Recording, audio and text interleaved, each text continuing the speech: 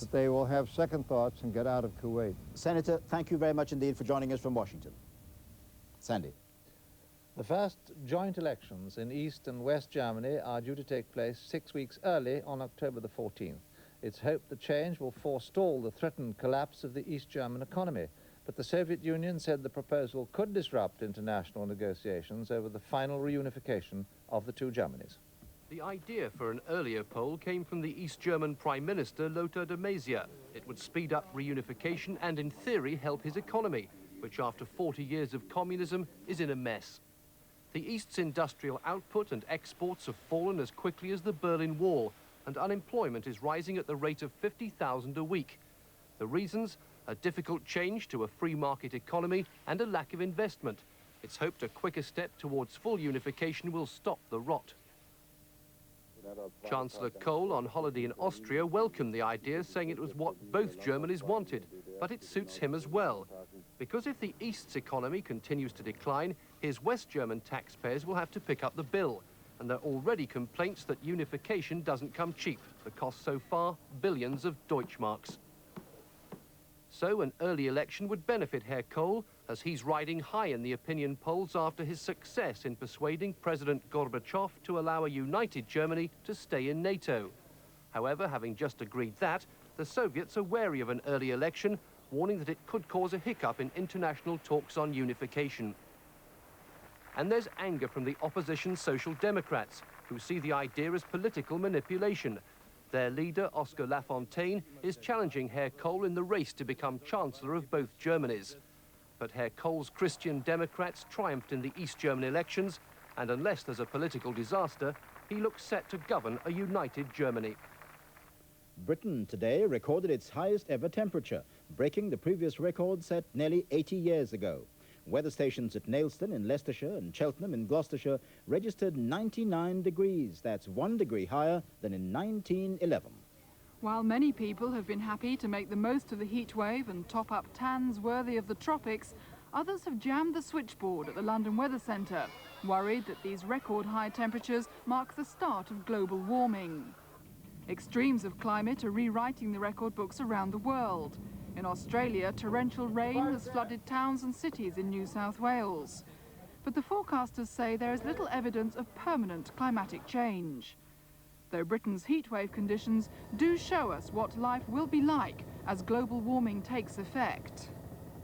I think it's a very good analogy of the sort of trouble we shall have when global warming really sets in for serious in about perhaps 20 or 30 years. I mean, we will have these very hot, very dry summers.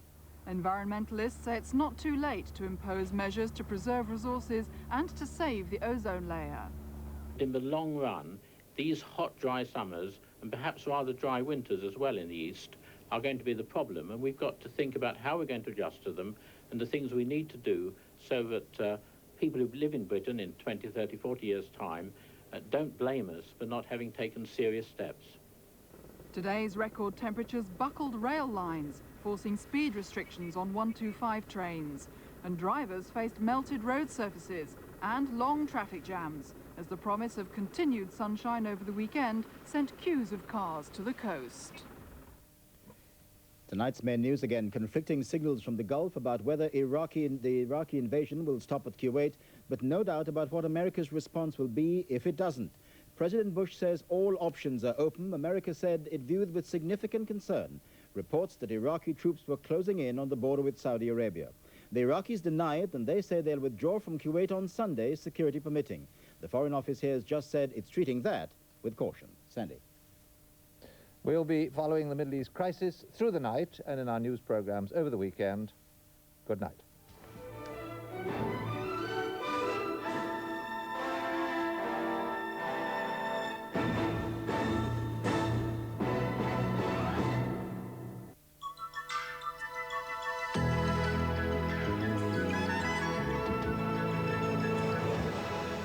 Hello, good evening. Well, we made it. We reached the highest temperature this century, a baking 37 degrees in Nailsworth in Leicestershire, which is a roasting 99 degrees Fahrenheit.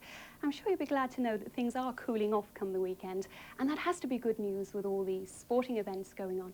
In fact, very close to where that record was broken, there's an international ballooning championship on in the East Midlands, so literally there'll be a lot of hot air around there. Tonight, very simply muggy, a shower or two in the far northeast and some mist down south.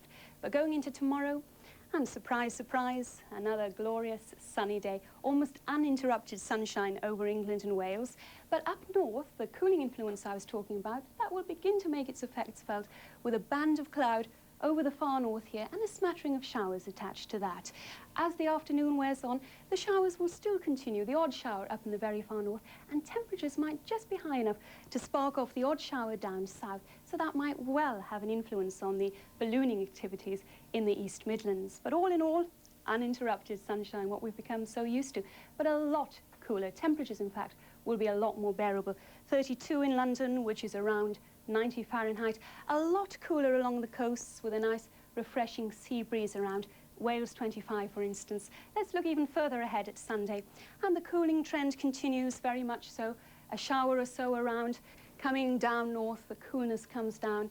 Sunshine around too, and temperatures more like the mid-70s than the mid-90s that we have become so used to. Well, that's all from me for the time being. I leave you with tomorrow's sunset times and, as usual, the summary. And I think we can go into the weekend on a very optimistic note indeed. Have a good one.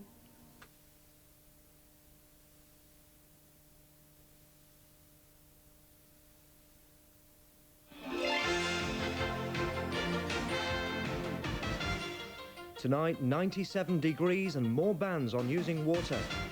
The latest victim of violence in the southeast. And the hidden perils facing beachgoers this weekend. Good evening. Temperatures in the southeast hit 97 degrees Fahrenheit today, the highest for 79 years. But the region's water crisis is worsening. Southern and Mid-Kent water companies are to impose a drought order, preventing the use of car washes and stopping councils watering playing fields and sports grounds. Sandy Fleming reports. Southeast is simply drier than it's been for years, both above and below ground, and the new drought order is the latest desperate attempt to save water. It'll have far-reaching implications for councils and homeowners. Until now, water companies have only imposed a hosepipe ban, but July has left water supplies so low that other restrictions had to come in. Homeowners watching their gardens dry up have been feeling increasingly resentful as councils watered recreation grounds, bowling greens and cricket pitches. Under the new order, which starts in 10 days, councils will be banned from using sprinklers or hose pipes. This is what can happen if tougher restrictions are not imposed. Fish, starved of oxygen in the River Darrant in North Kent, are being electrically stunned to be moved to nearby lakes. I think it will make people realise we are serious when we say that there is a shortage of water and that they should conserve it. Up till now, they felt we really were only concerned about the private customer and were quite prepared to allow the metered customer to go on and use as much as he liked. Well, that's not true. Other water companies across the southeast said today they'll be following Mid-Kent and Southern Water's example. With less than half an inch of rain this July, they have to conserve what water they have left until the winter rains in October. A Sussex teenager may be scarred for life after an unprovoked attack by two youths with broken bottles. The attack happened as he and a friend were cleaning their cars at a garage in Hove. This report from Natalie Gray. 18-year-old Richard Powell can't count the number of stitches in his face and head. There are simply too many. He'll probably be scarred for life, and all because he was attacked by two drunken thugs armed with broken beer bottles and jagged tin cans. His legs and arms were also slashed. Bandages hide the deep wounds. His friend David was also hurt, but he counts himself lucky. He knows his cuts and bruises will heal. They were attacked here at the Texaco service station in Kingsway, Hove, at about 10 o'clock last night. David was innocently hoovering out his car when two young men from the Kingsway pub next door suddenly set on them for no apparent reason. The other lad left Dave, grabbed me round the neck, round the passenger side of the car, and he had a broken, ripped in half lager can and caught me on the side of the face 2 or 3 times, side of the head. When that's happening, the person at the driver's side was cutting my legs twice. And the person on the passenger side cut my arm, and I got a cut on the back of the neck. Forensic experts were today checking over David's car for clues.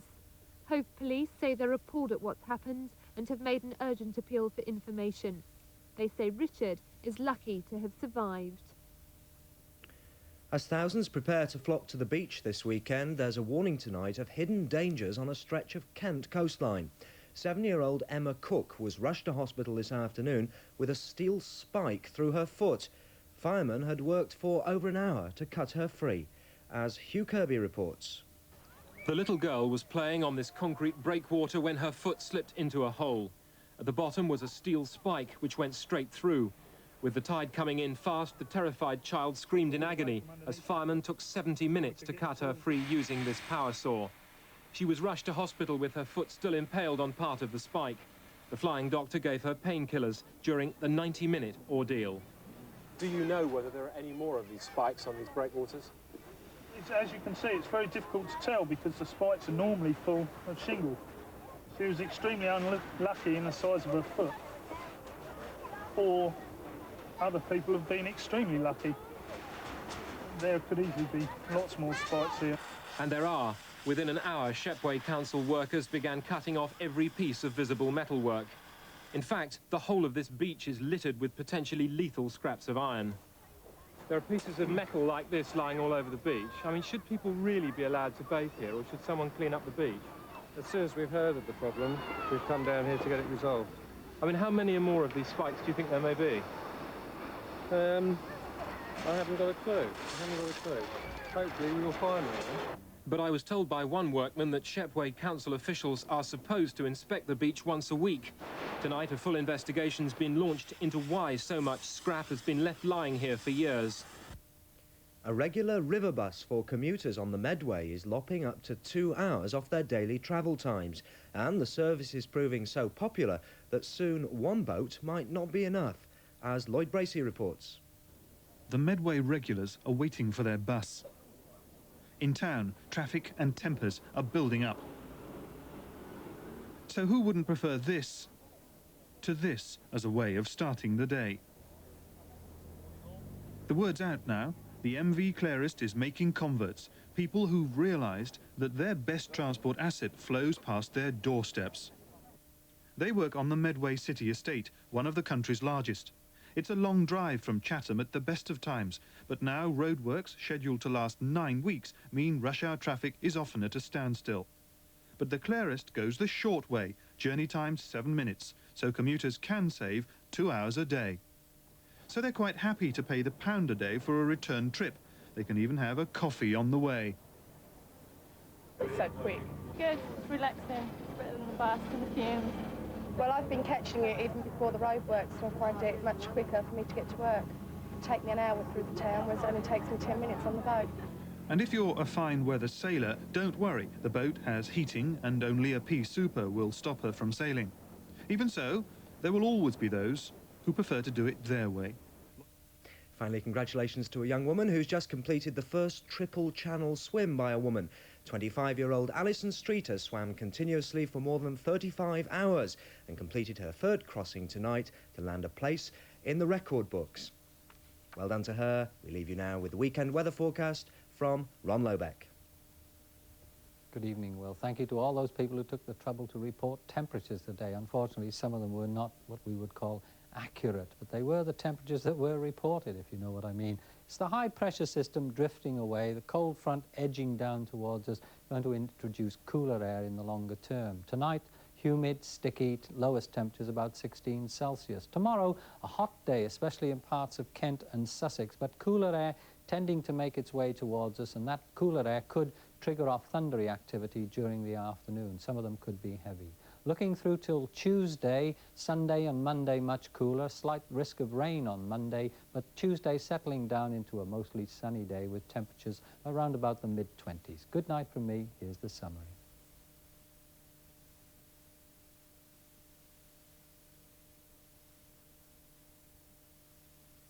The doors of St James's Hospital Leeds open up again on Sunday for another behind-the-scenes look at real-life drama. And medicine is on the agenda too for the Bolt household at 7:45. Okay. I think it's probably best if you don't mention this to Dad just yet. It says asthma can be life-threatening, so don't attempt to reduce prescribed drugs without professional advice. Jimmy's is at 7:15 and at 7:45 all is forever green. Sunday on TVS. For the latest in entertainment, take This Way Out next.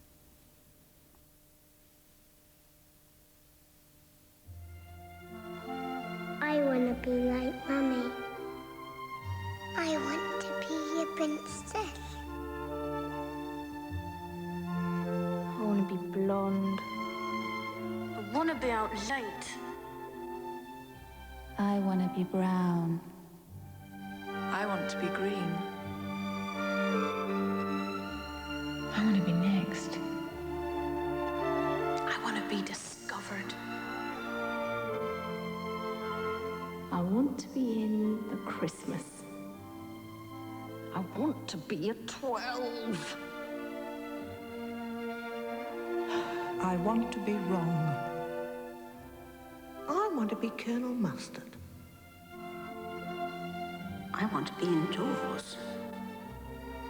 I want to be secure. Whatever you want to be in life, you want to be with Prudential. Thank you very much.